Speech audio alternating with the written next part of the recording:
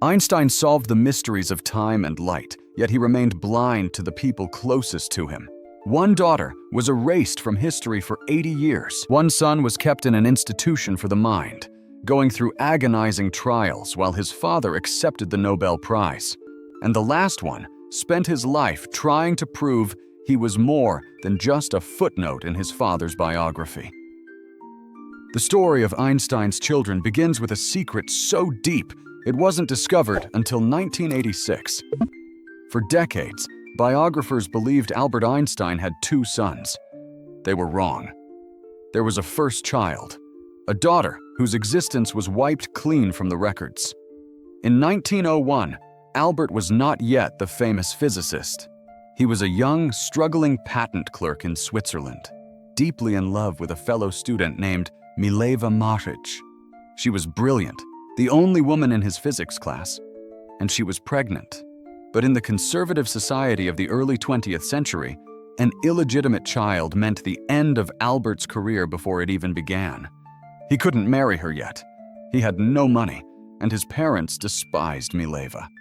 So, a cruel decision was made. Mileva traveled back to her family's home in Serbia to give birth in secret, leaving Albert behind in Bern. In January 1902, she gave birth to a girl. They named her Lieserl. We only know this because of a batch of old letters. Albert Einstein never saw his daughter. By 1903, when Mileva finally returned to Switzerland to marry Albert, she came alone. Lieserl was gone. In the letters, the mentions of the girl stop abruptly. Historians have two theories.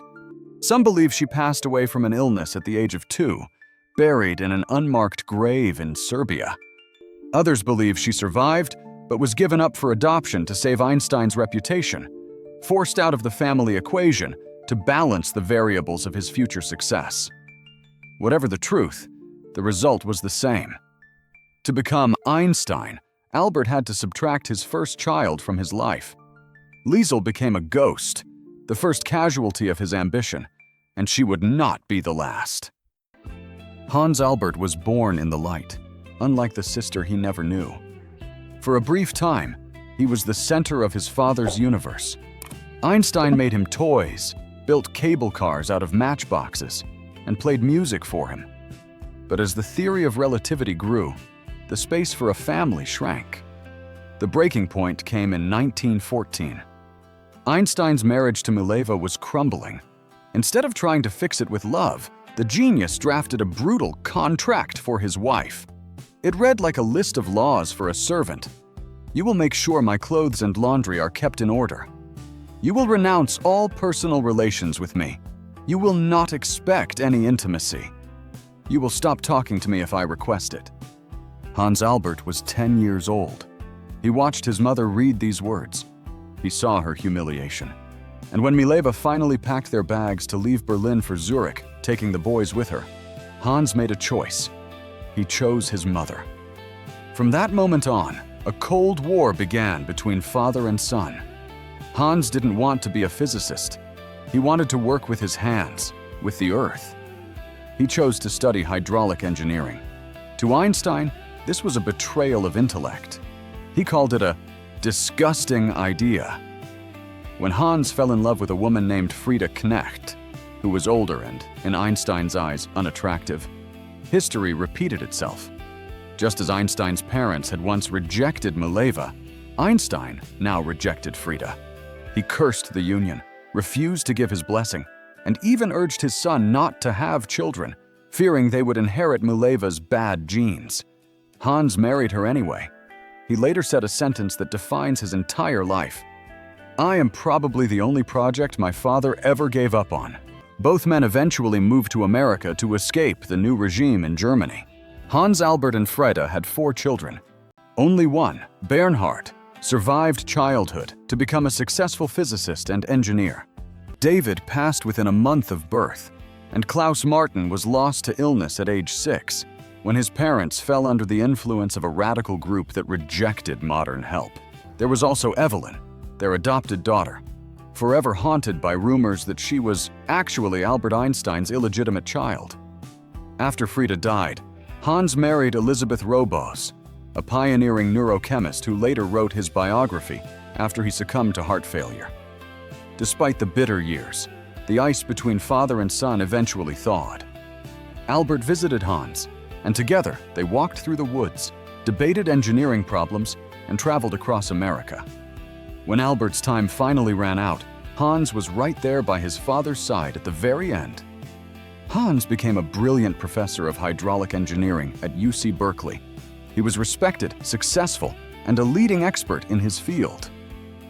When Einstein died in 1955, his will was the final blow. He left his papers, his intellectual property, and the bulk of his estate to the Hebrew University of Jerusalem and to his stepdaughter. To Hans, he left a meager sum, barely enough to be noticed. The man who explained gravity to the world had no pull left for his own blood. If Hans Albert was the rebellion, Eduard was the tragedy. Born in 1910, he was the youngest, the most delicate. They called him Tete. He was a sensitive boy with a fragile constitution, often sick, often bedridden. But his mind was electric. Eduard worshipped his father. He hung portraits of Albert Einstein above his bed, stared at them, and dreamed of earning his approval. He was the child who inherited his father's gifts. He was musically gifted, a talented pianist, a poet who read Shakespeare and Freud. He even wanted to study the human mind, driven by a desire to understand others, perhaps to understand his own thoughts. But the mind is a complex place. In 1930, at the age of 20, after a failed romance with an older woman, something inside Eduard shifted. He was diagnosed with a severe psychological crisis. At a clinic in Zurich, doctors tried to manage him with extreme and questionable clinical methods. These steps didn't fix him. They changed him completely. The gentle poet became dull, confused, a shadow of the boy he once was. Einstein held a deep contempt for psychiatry. He viewed Eduard's treatment as little more than quackery, a fraud practiced by fools. Yet he never intervened. Then came the ultimate distance. In 1933, a new regime rose to power in Germany. Einstein knew he had to leave Europe forever. He packed his bags for America. He took his wife, Ilse. He arranged for Hans Albert to join him. But Eduard was left behind. Albert Einstein visited his son at the asylum one last time in 1933. He walked out the doors, got into a car, and never saw him again. Not once in the next 22 years. From the safety of Princeton, New Jersey, the great humanitarian wrote a letter to a friend that chills the blood. "I see my son slowly fading.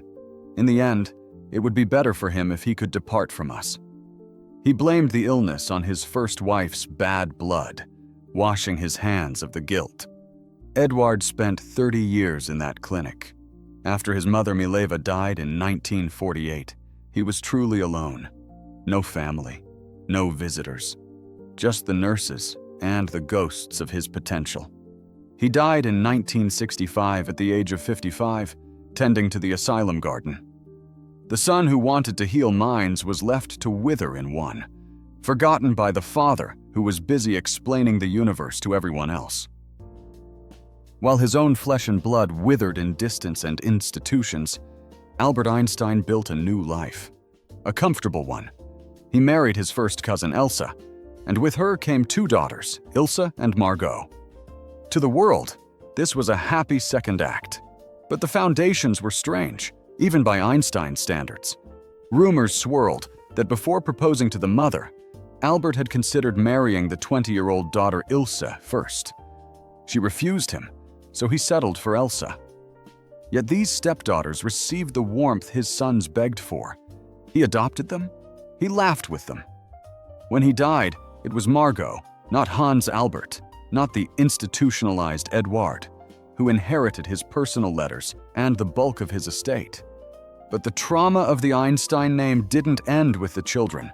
It seeped into the next generation. Bernhard Caesar Einstein, Hans Albert's son, was the only biological grandchild Albert ever really knew. He became a physicist, trying to walk in footprints far too large for any man to fill. And then there was Evelyn. Adopted by Hans Albert, she was the granddaughter who fought back. She lived a life of chaos and poverty, working as a dog catcher, battling homelessness while the world celebrated her grandfather's genius. It was Evelyn who found the trunk of letters in 1986, the discovery that revealed the existence of Lieserl and the cruel abandonment of Eduard. Until the end, she carried a dark theory that she wasn't adopted at all. She believed she was actually Albert Einstein's illegitimate daughter from an affair with a dancer in New York. She tried to prove it with DNA tests, but the results were inconclusive. She passed away in deep financial trouble, settling a lawsuit just to pay her medical bills. Even at the end, she was fighting for a piece of the man who belonged to everyone and no one. Albert Einstein changed the way we see the universe. He gave humanity the tools to understand time, gravity, and the very fabric of reality. But in his own home, he failed to grasp the most basic laws of human connection. Perhaps this is the terrible price of greatness.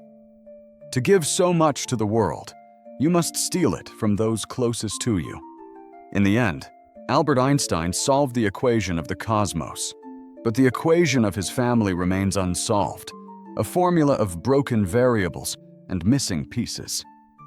Who paid the highest price for a famous name? Subscribe and let us know in the comments whose hidden family history we should uncover next. Thank you for watching.